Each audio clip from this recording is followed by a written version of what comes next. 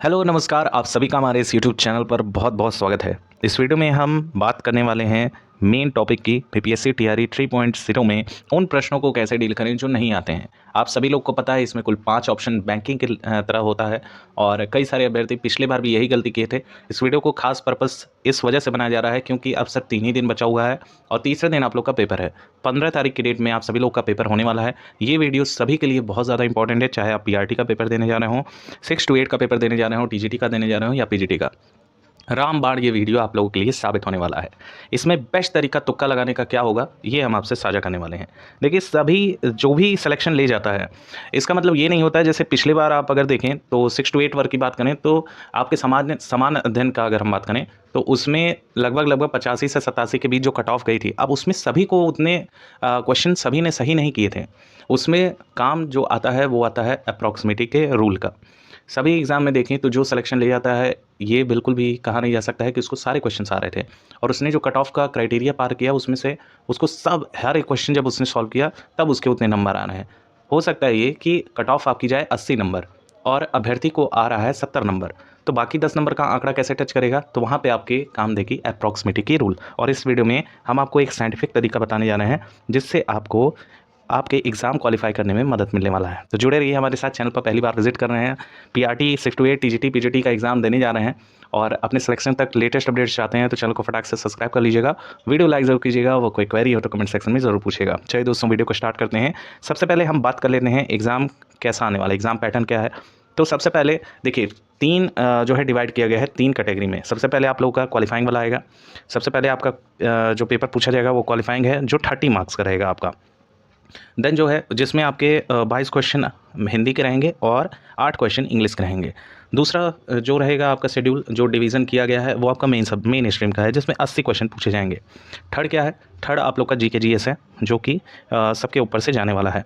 पिछले बार भी यही हुआ था, इस बार भी यही होने वाला है और इसमें 40 क्वेश्चन पूछे जाएंगे। अब देखिए 40 क्वेश्चन में यहाँ पे जो डिवीज़न किया जाएगा वो जियोग्राफी के आपके 8 क्वेश्चन हैं। फिर यहाँ पर दूसरा जो डिवीज़न किया गया है वो हिस्ट्री के यहाँ पे इंडियन नेशनल मूवमेंट के इसको लेके चलिए तो 8 क्वेश्चन इंडियन नेशनल मूवमेंट है, सबकी बात की जा रही है।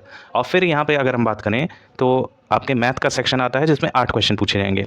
फिर इसी में आता है साइंस का 8 क्वेश्चन, 8 8 16 और 24 और 30। और फिर हो गया आपका बचा हुआ करंट अफेयर के क्वेश्चन, यानी 8 क्वेश्चन आपके करंट अफेयर के आएंगे।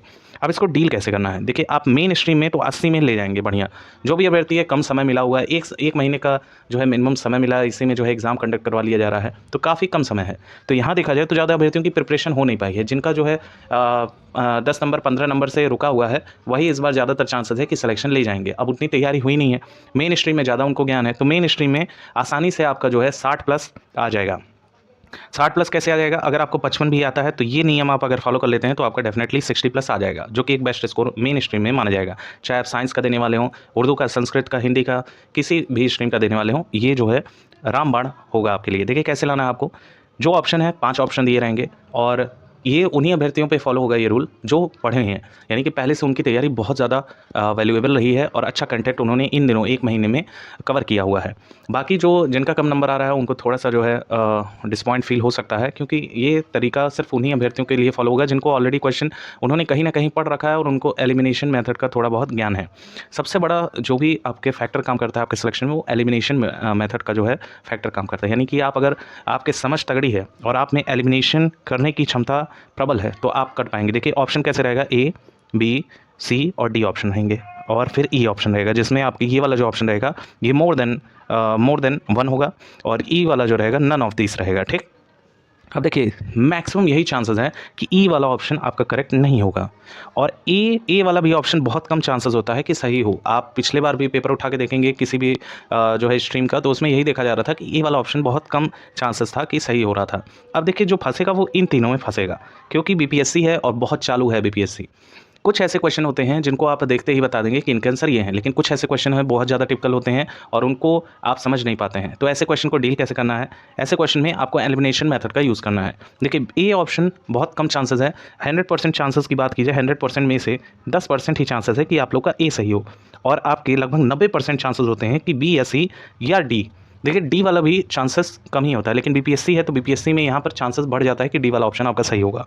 अब यहाँ पर ध्यान से समझने वाली चीज़ है, ध्यान से क्या समझेंगे कि आपको ऑप्शन कैसे टिक करना है। आपने क्वेश्चन कहीं ना कहीं पढ़ा जरूर होगा, कभी भी पढ़ा होगा। हो सकता है 9th में पढ़ा हो, 10th में पढ़ा हो, 10th 11th में 12th में ग्रेजुएशन लेवल में पढ़ा हो आपने, कभी ना कभी कोई भी ऐसा क्वेश्चन करंट अफेयर को छोड़ के अगर बाकी क्वेश्चन देखें तो कहीं ना कहीं आपने पढ़ रखा होता है। अब जो सबसे पहले आपके दिमाग में क्लिक करेगा 100% चांसेस ये है वो सही हो जाएगा, क्योंकि कई एग्जाम में ऐसा होता है अभ्यर्थी जाता है और पहले तो वो अचानक से देखता है क्वेश्चन को तो उससे लगता है बी वाला सही होना चाहिए, फिर उसको अचानक से कन्फ्यूजन आ जाता है, कहता है बाद में इसको अटैम्प्ट करेंगे, फिर बाद में आया लड़का फिर कहता है नहीं यार बी नहीं होगा, डी वाला ऑप्शन सही होगा, और इसी में वो डी लगा के आ जाता है। फिर जब घर आता है तो जब आंसर की जा रही होती है तो पता चलता है बी वाला ऑप्शन सही था, फिर वो कहता है अरे यार 1 नंबर कम हो गया मेरा। तो ये गलती आपको नहीं करनी है। आपके हमने इंस्टीट्यूट जो आपका इंट्यूशन आ रहा है, आपके माइंड में जो सबसे पहले क्लिक कर रहा है वही ऑप्शन करेक्ट है, ये मान लीजिए, क्योंकि आपने कहीं ना कहीं उसको पढ़ रखा होता है और वही ऑप्शन करेक्ट ही होता है। माइंड सबसे पहले उसी चीज़ को देखता है जो उसने पहले कभी देखी हुई है। तो ये आपके माइंड का बहुत बड़ा साइकोलॉजिकल इफेक्ट एग्जाम में देखने को मिलता है। ज़्यादातर चांसेस ये होता है, मान लीजिए किसी किसी क्वेश्चन में आपके कुछ डाटा आ गए, जैसे आपके अगर बजट का क्वेश्चन आ गया तो बजट में कुछ आपने पढ़ा तो है, कहीं ना कहीं देखा होगा, नहीं भी देखा है तो आप बी ऑप्शन मार के आ जाएगा। बी ऑप्शन ज़्यादातर चांसेस है बी ऑप्शन करेक्ट होने का। और कुछ ऐसा लग रहा है कि यार इसमें ये भी हो सकता है, ये भी हो सकता है, बस उसमें आप डी उठा के मार दीजिएगा। आप यकीन मानिए इसका आपका प्रभाव बहुत देखने को मिलेगा, और इसी से केवल मात्र ये रूल फॉलो करने से आपका 10 से 15 नंबर ऐसे ही बढ़ जाएगा। और अगर और भी नंबर आप गेन करना चाहते हैं तो आपको जो प्रिपरेशन है आपकी बहुत तगड़ी होनी चाहिए। तो आपका एलिमिनेशन मेथड, कुछ ऐसे क्वेश्चन होगा जो आपको देखने से लगेगा कि यार इसमें ए सही होना चाहिए, उसका बी वाला, ये कन्फ्यूजन अगर आपको हो रहा है तो कहीं ना कहीं आपका वो कॉन्सेप्ट जो है वो क्लियर नहीं है। और इसमें आपका मेथड यही वाला काम देगा जो आप एलिमिनेट कर पाओगे कि यार मान लो अगर पूछता है आपसे कि जलियांवाला बाग हत्याकांड कब हुआ, तो जलियांवाला बाग हत्याकांड आपको डेट दे दिया 13 अप्रैल 1919, फिर दे दिया 14 अप्रैल 1919, फिर दे दिया 12 अप्रैल 1919। तो यहाँ पर जो पढ़ा हुआ है कभी ना कभी उसको क्लिक जरूर कर देगा वो चीज़, 13 अप्रैल 1919 में हुआ था और आप तुरंत मान देंगे। लेकिन अगर आप फिर भी कन्फ्यूजन में हैं तो देखिएगा ऐसा ऑप्शन आपके बी में ज़्यादातर ऐसे चांसेस हैं कि बी में ये होगा। अब देखिए कुछ ऐसे क्वेश्चन पूछे जाएंगे कि उसमें आपसे कहा जाएगा कि निम्नलिखित में से कौन गर्म दल का नेता है, इतिहास में जीएस की बात की जा रही है। तो इसमें आपको क्या करना है कि उसमें दिया रहेगा लाल बाल पाल, और उसके बाद फिर एमजी रनाडे, ऐसे अगर क्वेश्चन दे दिया तो अगर आपने नहीं पढ़ा है तो आपको कन्फ्यूजन हो रहा है ये भी हो सकते हैं ये भी हो सकते हैं, बस मार के आ जाएगा डी जिसमें मोर देन 1 होगा। तो ये बहुत ज़्यादा चांसेस है कि आप लोग का सही हो जाएगा। पिछले बार का पेपर उठा के आप देख लीजिए, बीपीएससी ने ज़्यादातर ऑप्शन डी माना है। अगर उन्होंने 100 क्वेश्चन मान लीजिए टोटल पूछा हुआ है, 100 क्वेश्चन में से ऐसा देखा जा रहा है कि 100 क्वेश्चन में से ऐसे 30 क्वेश्चन ऐसे हैं जिसमें मोर देन 1 वाला ऑप्शन बीपीएससी ने करेक्ट माना है, मोर देन 1 वाला ऑप्शन। और अगर हम नन ऑफ दीज की बात करें, नन ऑफ दीज में जो आंसर सही माना है वो लगभग 5 क्वेश्चन को माना है। इससे ज़्यादा जो है प्रोबेबिलिटी बहुत कम है कि पूछा जाए इस बार भी, क्योंकि ज़्यादातर पैटर्न पिछला वाला फॉलो होने वाला है। और अभी भी कई लोगों को सिलेबस ही नहीं क्लियर है और वो जो है यूट्यूब पे कोई भी वीडियो देख रहे हैं कि ये भी आ जाएगा ये भी आ जाएगा। देखिए अंतिम मोमेंट में आपको करना क्या चाहिए, अब जो है 12 तारीख है, 12 आज खत्म होने वाला है, ठीक है। अब रिलैक्स कीजिए, कुछ ऐसे टॉपिक होंगे जो आपको लग रहे होंगे ये डेफिनेटली पूछेगा, उसको एक बार जरूर देख लीजिएगा। अपने ऊपर ज़्यादा बर्डन नहीं लेना है। क्या होता है कि आप एग्जामिनेशन हॉल में जा रहे हैं और आपके ऊपर बर्डन इतना आपने इतना पढ़ा हुआ है कि वो सारा खिचड़ी पक गया वहाँ पे। तो ये मोमेंट तब आएगा जब आपने एकदम मतलब दिन रात पढ़ा ही पढ़ा है और रिवाइज नहीं किया है। ऐसे लोगों का जो है खिचड़ी पक जाता है अंतिम मोमेंट में।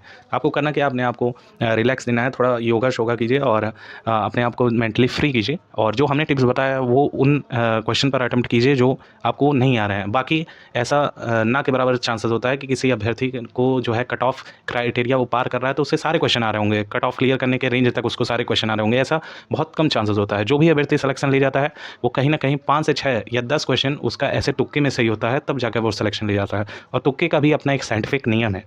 जैसे कि अगर आप किसी ऐसे भर्ती से जुड़े हुए हैं जैसे ए बी सी डी, सिर्फ 4 ऑप्शन है, तो उसमें तुक्का कैसे काम देगा। ज़्यादातर कहते हैं कि लाइन से आप सी लगा दीजिए 4-5 क्वेश्चन में, उसमें से 2 सही हो जाएगा। 4 क्वेश्चन आपने अटेम्प्ट किया, 2 सही हो गया 2 गलत हो गया, तो उसमें से आप लोगों का नंबर बन जाएगा। लेकिन इसमें ऐसा नहीं है, इसमें नेगेटिव मार्किंग भी नहीं है, आपको सोच समझ के करना होगा। पहले तो प्रेशर अपना डिक्रीज़ कीजिए और ऑल द बेस्ट। आप सभी लोगों को, सभी का सिलेक्शन होगा। इस यहाँ पे आपको डिटेल से एनालिसिस मिलेगी जब आपका एग्जाम कंडक्ट हो जाएगा। ऑल द बेस्ट आप सभी लोगों को, और आप सभी का सिलेक्शन होगा जो भी ये वीडियो देख रहे हैं। Thank you so much for watching and keep updated.